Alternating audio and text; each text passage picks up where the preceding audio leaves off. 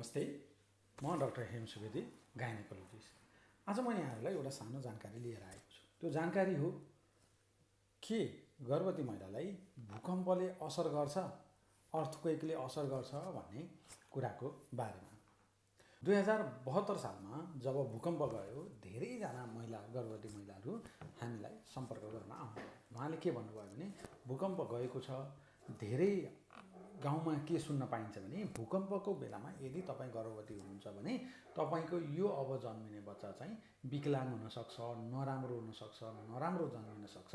त्यही भएर यो बच्चा चाहिँ राख्नु हुँदैन भन्ने मान्यता छ। डाक्टर साहब के गर्ने होला, यो बच्चा खेर जाने हो कि यो बच्चा नराम्रो जन्मिने हो कि यसको भाग्य कस्तो हुने हो मलाई थाहा नै भएन, बरु यो बच्चा फाल्नु पाए हुन्थ्यो भनेर धेरैले त्यस्तो जिज्ञासा लिएर अस्पतालमा आउनुभएको थियो। र भूकम्पले गर्दा हुने असर चाहिँ खासमा यदि आमालाई अरू कुनै शारीरिक असर छैन र बच्चालाई अरू कुनै शारीरिक र मानसिक तनाव छैन भने भूकम्प मात्रै भएर त्यो बच्चा विकलाङ जन्मिने, नराम्रो जन्मिने भन्ने हुँदैन, कदापि पनि हुँदैन। त्यो हाम्रो अन्धविश्वास मात्रै हो। र भूकम्पको बेला यदि गर्भवती महिला हुनुहुन्छ भने गर्भवती महिला सँगसँगै अरूलाई नै असर गरे हुन्छ। तर गर्भवती महिलालाई के असर गर्छ त भन्ने कुराहरू हामी कुरा गरौँ।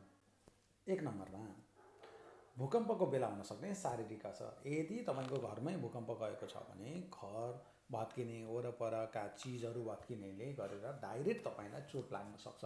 त्यो चोट लाग्यो भने तपाईँको बच्चा खेर जाने, तपाईँको बच्चा समय नपुग्दै डेलिभरी हुन सक्ने जस्ता कुराहरू त छँदैछन्। त्यस्तो चोटपटकले गर्दाखेरि बच्चालाई असर गर्न सक्छ, गर्भवती महिलालाई असर गर्न सक्छ। 2 नम्बरमा मानसिक र भावनात्मक असर। भूकम्प भएपछि धेरैजनाको चाहिँ घरविहीन हुन सक्ने सम्भावना हुन्छ। घरविहीन र सम्पत्तिविहीन हुन सक्ने हुनाले ती महिलाहरूलाई मानसिक तौरबाट गुज्रिनुपर्छ त्यसपछिको समयमा, जसको कारणले गर्दाखेरि ती तनावहरूले गर्दा त्यो मदरमा ब्लड प्रेसर र डायबिटिजको सम्भावना रहन्छ र जसले गर्दाखेरि बच्चा प्रिटर्म डेलिभरी, प्रिक्लाम्सिया जस्ता समस्याहरू निक्लिने हुन्छन्।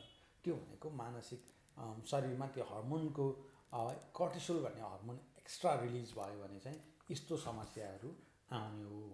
3 नम्बरमा वातावरणीय असर। भूकम्प गएको लामो समयसम्म यदि त्यो ठाउँमा राम्रोसँग सरकारको सहयोग र सहायता भएन भने खानेपानी र अनि खानेकुराहरूको पनि अभाव हुन्छ र खानेकुराको अभाव सँगसँगै त्यहाँ वातावरणीय प्रदूषण पनि बढ्दै जान्छ। जस्तो स्यानिटेसनको राम्रो व्यवस्था नहुने, दिशा जहाँ पाइ त्यहीँ गर्ने, पिसाब जहाँ पाइ त्यहीँ गर्ने गरेर त्यो अवस्थामा चाहिँ त्यो वातावरणीय अनुकूलताको कारणले गर्दाखेरि तपाईँलाई जस्तो विभिन्न कलेरा, टाइफोइड जस्ता इन्फेक्सन्सहरू प्रेग्नेन्सीको बेलामा हुनसक्छ र त्यसले तपाईँको प्रेग्नेन्सीलाई असर गर्न सक्छ। यी कुराहरू चाहिँ यी सामान्य भूकम्प जाँदा भन्दा पनि भूकम्प गएकै क्षेत्रहरूमा हुने कुराहरू जसले चाहिँ प्रेग्नेन्सीलाई असर गर्छ। यसबाट कसरी लिन सकिन्छ त, बच्न सकिन्छ त भन्दा सबभन्दा पहिला इफ यु आर प्रेग्नेन्ट, तपाईँ भूकम्प गएको छ र तपाईँ प्रेग्नेन्ट हुनुहुन्छ र तपाईँलाई कुनै शारीरिक र मानसिक तनाव भएको छ भने चाँडोभन्दा चाँडो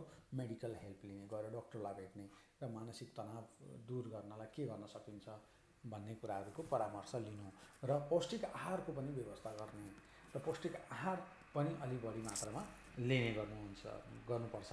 र यति गरिसकेपछि तपाईँको प्रेग्नेन्सी जस्ट भूकम्प गएको मात्रै बच्चा नराम्रो जन्मिने होइन, त्यसमा भएका अरू कारणहरूले गर्दाखेरि हुने हो।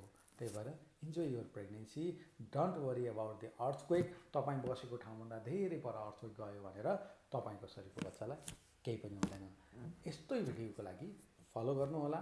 जानकारीको लागि नम्बर छ, मेरो मोबाइल नम्बर पनि छ, त्योबाट मलाई कन्ट्याक्ट गर्न सक्नुहुन्छ वाट्सएपमा। Thank you.